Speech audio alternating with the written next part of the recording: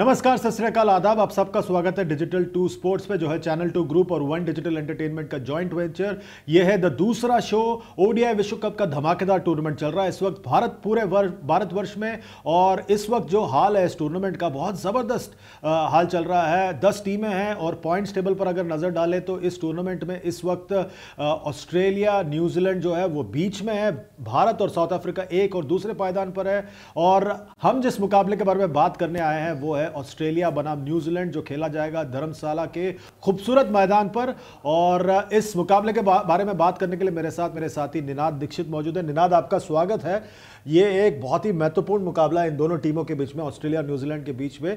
इस मुकाबले को आप किस तरह से देखते हैं? बहुत बेहतरीन मुकाबला है। 2015 के वर्ल्ड कप के फाइनलिस्ट रह चुके ऑस्ट्रेलिया और न्यूजीलैंड दोनों ही। जो ट्रांस टैस्मैन राइवलरी है वो भी काफ़ी एक पारंपरिक तौर पर चली आ रही है काफ़ी वर्षों से, और वनडेज में भी बहुत अच्छा रिकॉर्ड दोनों ही टीमों का है, इस टूर्नामेंट में भी। लेकिन ग्राउंड की एक बार बात कर लेते हैं। धर्मशाला के स्टेडियम में मुकाबला खेला जाना है, दिन में मुकाबला होगा। और जो पिछले 5 ओडीआईज रहे हैं उसका लेखा जोखा ये देख लीजिए। एवरेज विनिंग स्कोर यहाँ पर अगर आप पहले बल्लेबाजी करते हैं तो आपको 300 के ऊपर बनाने पड़ते हैं।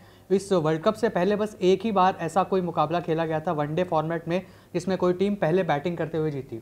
और इसीलिए इस मैदान के ऊपर किसी किस्म का रणनीति बनाना किसी टीम के लिए मुश्किल हो रहा है, क्योंकि आंकड़े उतने बयान नहीं करते कि आखिर करे तो करे क्या। आंकड़ों के हिसाब से अगर जाए तो टीमों को अपने जो स्ट्रेंथ्स है, जो मजबूती है उनके पास, उसके हिसाब से चलना होगा। वरना अगर आंकड़ों पर जाए तो ज्यादा पता नहीं चल रहा है इधर। बिल्कुल ज़्यादा अंतर है नहीं। आप विकेट्स की अगर बात करें तो पेसर्स का बिल्कुल वहाँ पर थोड़ा बोलबाला ज़्यादा नज़र आ रहा है। 55 विकेट्स लिया है as compared to 22 wickets to spinners. तो वहाँ पर शायद हम ये कह सकते हैं थोड़ा सीम मूवमेंट मिल रहा है, या फिर जो मूवमेंट आपको सुबह अगर आप गेंदबाजी करते हैं तो मिलता है, फिर शाम को भी थोड़ी सी मदद मिलती है पेसर्स को, उसकी वजह से शायद ये हो सकता है। और एक नजर डालते थे न्यूजीलैंड के स्क्वाड पर। देखिए, यहां पर हमने केन विलियमसन का नाम तो दर्ज किया है, पर वो पूरी तरह से अब फिट है या नहीं अब तक पता नहीं है। उनके अंगूठे में चोट लगा था। दूसरी तरफ टिम साउदी के फिटनेस को लेकर भी काफी अटकलें लगाई जा रही थी। भारत से इसी मैदान पर मुकाबला हारने के बाद यहां पर खेलने वाले हैं। और यहाँ पे जो बल्लेबाजी है उनकी रीढ़ की हड्डी साबित हुई है, खासतौर पर रचिन रविंद्रा, डैरिल मिचेल और डेवन कॉनवे। इन तीनों ने बल्लेबाजी की जिम्मेदारी उठाई है जब कप्तान केन विलियमसन मौजूद नहीं थे।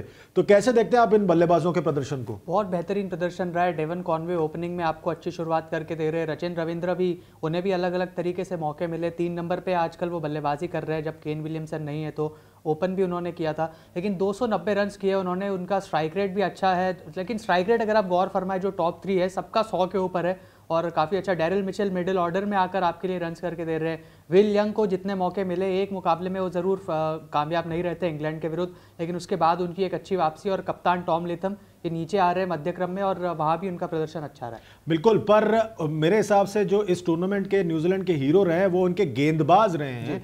जिस तरह से गेंदबाजों ने प्रदर्शन किया है एकदम जबरदस्त रहा है। भले वो एक मुकाबला हार गए, मिचेल सैंटर, मैट हेनरी और लॉकी फर्ग्यूसन, इन तीनों ने जबरदस्त गेंदबाजी की इस टूर्नामेंट में। बिल्कुल, सभी ने बेहतरीन गेंदबाजी की, और एक ऐसी टीम नजर आ रही है न्यूजीलैंड जिसके गेंदबाज मिलकर एज ए यूनिट विकेट्स ले रहे हैं और टीम को जीत की राह पर लेकर जा रहे हैं। सैंडर ने सबसे ज्यादा विकेट लिए 12, लेकिन अगर हम इकोनॉमी रेट देखें तो सभी गेंदबाजों का 5 के करीब है। 5, 5.5 आप ग्लेन फिलिप्स का देख रहे हैं, लेकिन वो पार्ट टाइम गेंदबाज है, इतनी ज़्यादा गेंदबाजी करते नहीं है, इसलिए 5.5 उनका इकोनॉमी नज़र आ रहा है। लेकिन सबकी इकोनॉमी अच्छी, और समय समय पर आपको विकेट्स लेकर दे रहे हैं वो टीम को। और ये तो हो गए न्यूजीलैंड की बात। ऑस्ट्रेलिया के स्क्वाड पर अगर नजर डालें तो ऑस्ट्रेलिया की स्क्वाड एक बार फिर खतरनाक रूप इख्तियार कर चुका है, और ट्रेविस हेड भी अब फिट हो चुके हैं, वो भी तैयार है कूच करने के लिए। पर यहाँ पर जो टीम है पूरी तरह से सेटल्ड नजर आ रही है। जिस तरह से उन्होंने नेदरलैंड्स की धुलाई की थी कुछ दिन पहले, जबरदस्त प्रदर्शन था। और इनके बल्लेबाजों ने तो खास तौर पर डेविड वार्नर और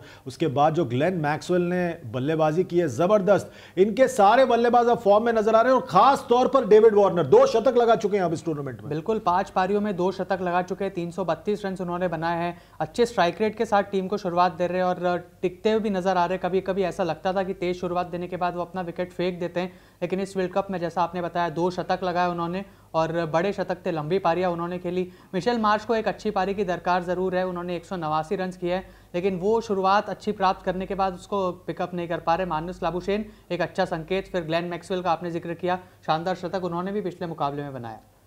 और स्क्वाड की तरफ और नज़र डाले थे, पैनी नज़र डालते हैं तो फिर उनके गेंदबाजों पर नज़र जाती है।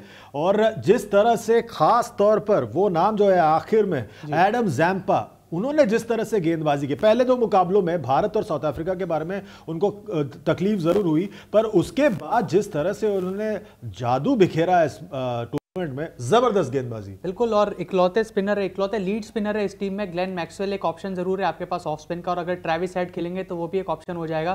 पूरा दारोमदार स्पिन गेंदबाजी का यहाँ पर भारत में स्पिन फ्रेंडली ट्रैक्स जो है उनके ऊपर था। और as a leg spinner runs देखिए, इकोनॉमी 5.9 की, रन्स भी इनको पड़े हैं, लेकिन विकेट टेकिंग गेंदबाज है समय समय पर मिडिल ओवर्स में, और खासकर 40 से 45वें ओवर में भी जब इन्होंने गेंदबाजी की तो विकेट चटकाया है ऑस्ट्रेलिया के लिए। बिल्कुल, बहुत ही खतरनाक स्क्वाड नजर आ रहा है ऑस्ट्रेलिया का, और न्यूजीलैंड भी फॉर्म में है, तो इसमें बताना मुश्किल हो रहा है कि आखिर जीत किसकी होगी। निनाद, आपके हिसाब से किसका पलड़ा भारी है? ये थोड़ा मुश्किल है बताना, लेकिन मेरे हिसाब से न्यूजीलैंड ये मुकाबला जीतने वाला है। मुझे लग रहा है ऑस्ट्रेलिया जीतने वाला है, पर हम दोनों के मानने या जानने से क्या होता है। आप जो हमारे जनता जनार्दन है, आप बताइए आपके हिसाब से ये मुकाबला कौन जीतने वाला है।